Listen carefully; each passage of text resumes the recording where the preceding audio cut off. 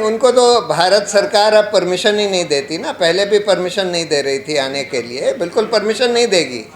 देखिए ये भारत सरकार का रवैया बिल्कुल साफ है, इलेक्शन कमीशन भारत सरकार बिल्कुल मिली हुई है और ये चाहते हैं कि बिल्कुल अंधेरे में धक्कड़ पेल में आर्बिट्ररी तरीके से नाम काट दें, जोड़ दें और उसके आधार पर चुनाव करा दें, ये बिल्कुल क्लियर है। सर मेरा एक सवाल है क्योंकि वेस्ट बंगाल को तो इन्होंने एक स्पेशल टारगेटेड केस बना दिया है कि वेस्ट बंगाल में तो हमको बिल्कुल वही करना है, इस तरह का माहौल भी बनाया है, इस तरह का पूरा एफर्ट किया है। दिल्ली में कितना करेंगे ये पता नहीं, हो सकता है उतना ना करें जैसा वेस्ट बंगाल में कर रहे हैं। वेस्ट बंगाल में तो बिल्कुल ये मतलब हाथ धोकर पीछे पड़े हैं कि भाई किसी भी तरह से हम ज़्यादा से ज़्यादा मुसलमानों का नाम यहाँ से काट दें, ज़्यादा से ज़्यादा फर्जी वोटरों का नाम। एक और चीज़, ये लोग डी डुप्लीकेशन सॉफ्टवेयर नहीं यूज़ कर रहे हैं, जबकि उनके मैनुअल में लिखा हुआ है कि डी डुप्लीकेशन सॉफ्टवेयर, जिसमें 2 तरह के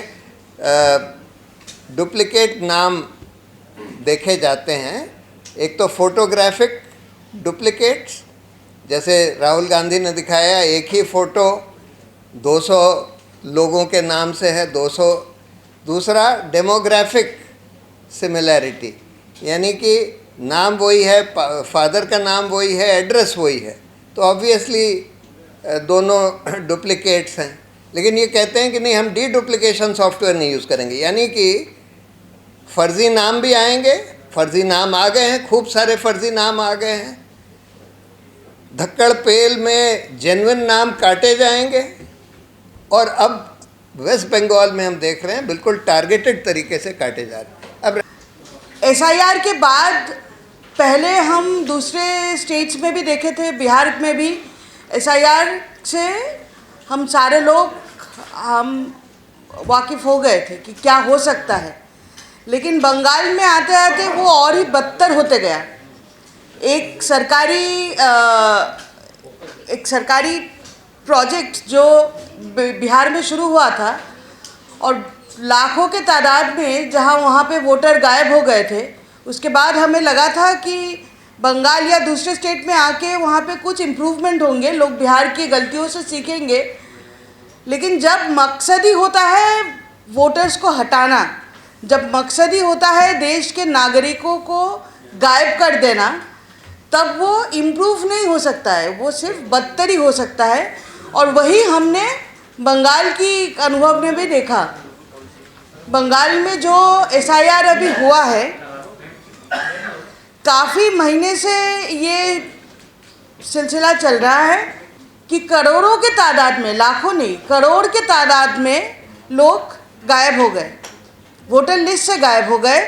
और वोटर लिस्ट से गायब होना, सिर्फ वोटर लिस्ट से गायब होना, आपका वोट देने का अधिकार एक बार के लिए खोना नहीं है।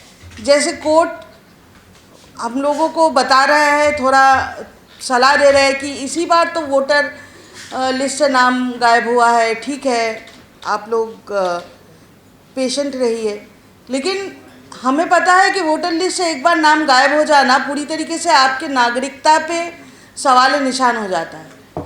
वोटर लिस्ट से जिन लोगों का नाम गायब हुआ है, उन लोगों को पासपोर्ट ऑफिस में भी दिक्कत हुआ है। तो धीरे धीरे जो नागरिक, आप एक देश का नागरिक थे और वोट देना आपका पहला पहचान था नागरिकता का, वही मिट जाता है तो नागरिकता के ऊपर ही सवाल उठ जाता है। और ये सवाल किसके ऊपर हो रहा है, किसके ऊपर ये सवाल ये निशान लगाया जा रहा है, वो भी बहुत सोची समझी साजिश है। वो कोई ऐसे ही मतलब लॉ एंड ऑर्डर का प्रॉब्लम नहीं है, वो ऐसे ही बिना सोचे कुछ लोग गायब हो जा रहे हैं, ऐसा नहीं है। हम स्पेक्ट रिसर्च एसोसिएशन से एक जो रिपोर्ट लेके आए थे, उसमें हमने पाए कि 4M मथुआ कम्युनिटी बंगाल की, मुसलमान कम्युनिटी, महिलाएं और माइग्रेंट लेबर, इन चारों के तादाद, इतना ज़्यादा तादाद में ये लोग गायब हुए हैं, इतने ज़्यादा तादाद में मथुआ कम्युनिटी के लोग, मुस्लिम कम्युनिटी के लोग, महिलाएं और माइग्रेंट लेबर गायब हो गए वोटर लिस्ट से, कि आप उसको बस एक एक्सीडेंट नहीं बोल सकते हैं। ये बहुत सोची समझी साजिश चल रही है जिसको हमें समझना पड़ेगा। जिसके खिलाफ आवाज़ उठाना पड़ेगा। उसी लिए हम ये मीटिंग आज रखे हैं। पहले हम कुछ वीडियोस चलाएंगे। बंगाल के ज़मीनी तहत कुछ लोग जाके लोगों की आवाज़ लेके यहाँ दिल्ली तक पहुँचे हैं, इसी उम्मीद के साथ कि यहाँ पे आवाज़ जब गूंजता है तो सुनाई देता है थोड़ा बहुत, क्योंकि मालदा मुर्शिदाबाद के लोग तो बहुत दिनों से वहाँ पे धरने पे, प्रदर्शन पे बैठे हैं, उनका आवाज़ सुनाई नहीं दे रहा है। कोर्ट को तभी सुनाई दिया जब वो एग्रेसिवली प्रोटेस्ट करने लगा, क्योंकि उनका भी नागरिकता, उनका वोट का अधिकार जा रहा है। तो कोर्ट को बुरा लग गया कि कैसे जज को रात भर घेर सकता है।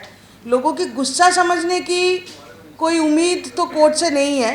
जज को कैसे घेर लिया सारा रात, इसी पे वहाँ पे NIA का इन्वेस्टिगेशन हो रहा है, लोग अरेस्ट हो रहा है। CAA के ख़िलाफ़ जब हम आवाज़ उठाए थे, जिस तरीके से हमारे ऊपर अलग अलग तरीके से दमन पीड़न हुआ था, उत्पीड़न, वही सारे दोबारा बहुत बुरी तरीके से देखने को मिल रहा है। तो खैर, मालदा मुर्शिदाबाद के लोग इतने दिनों से जो बात बोल रहे थे वो यहाँ तक सुनाई नहीं दिया। आज हम यहाँ पे आपको सुनाएंगे। जो हम देख रहे हैं कि पिछले जो 7 महीने से जो मुंबई विश्वविद्यालय में जो चल रहा है, और वो हम JNU छात्र उसको अच्छे से समझते हैं, क्योंकि वैसा ही कुछ ना कुछ तरीके से JNU में भी कोशिश करी जा रही है। कि हम देख रहे हैं कि जो ये सरकार है 2014 से अब 2026 आ गया है, पिछले 12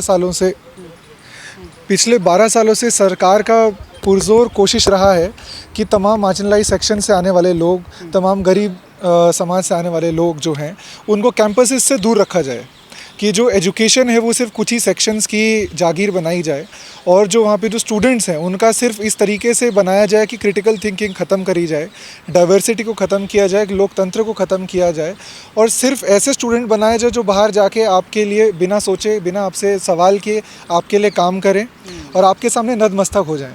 जैसे मोदी जी इजराइल और US के सामने नतमस्तक हो गए हैं। वो चाह रहे हैं कि इस देश के जो लोकतांत्रिक लोग हैं, जो हज़ारों सालों से यहाँ के स्ट्रक्चर्स के खिलाफ लड़ते आए हैं, लोकतांत्रिक तरीके से लड़ते आए हैं, वो मोदी जी के सामने नतमस्तक हो जाएं। लेकिन ना ही मुंबई यूनिवर्सिटी के छात्र इनके सामने लेटने वाले हैं, और ना ही JNU के छात्र इनके सामने लेटने वाले हैं।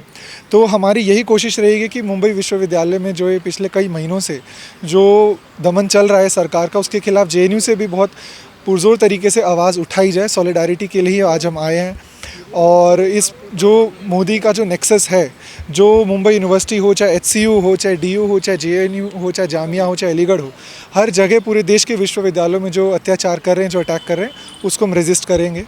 अभी जैसा कि बंते जी ने अपने बारे में बता दें। मैं इंद्रजीत मोहिते, मैं पाली संवर्धन समिति जो हमारी गठित हुई है, ये पाली संवर्धन समिति बंते जी का जो आंदोलन मुंबई में जितने भी सारे पॉलिटिकल ऑर्गेनाइजेशन है, सोशल ऑर्गेनाइजेशन है, इन सब और धार्मिक जो ऑर्गेनाइजेशन, इन सब के कार्यकर्ताओं ने मिलकर ये बनाई है, ताकि जो 7 महीने से जो आंदोलन बंते जी का जो सत्याग्रह चल रहा है उसको सपोर्ट मिले, और सभी पार्टीज़ के सभी लोग इसमें शामिल है। तो इसके माध्यम से हम लोग यहाँ 3 जन का हमारा का शिष्टमंडल, 3 लोगों का शिष्टमंडल यहाँ पे आए। अभी जैसे कि बंते जी ने सब बताया आपको, यहाँ मैं इतना ही कहना चाहूँगा कि जो अभी हालात है, बहुत बुरे हालात है, बंते जी की जान पे तुली हुई है। तो जैसा कि हमने किरण जी से भेंट की है, खड़गे जी से भी भेंट की है, तो उन्होंने भी आश्वासन दिया 4 दिन में ये कुछ ना कुछ हलचल करेंगे। तो हम यही चाहते हैं कि अगर 4 दिन में कुछ होता नहीं है तो आने वाली 11 तारीख को हम अपने यहाँ पे JNU के हमारे स्टूडेंट है, सभी यूनियन स्टूडेंट्स यूनियन के लोग हमारे साथ में है, कुछ सामाजिक संगठन दिल्ली के भी है, राजेंद्र पाल गौतम जी का हमें सपोर्ट मिला है, और उस तरह उदित राज जी का भी सपोर्ट है, और भी भिक्षु संघ का हमें सपोर्ट है। तो इन सबको लेकर हम लोग जंतर मंतर पर आने वाले 11 तारीख को हम लोग प्रोटेस्ट करेंगे।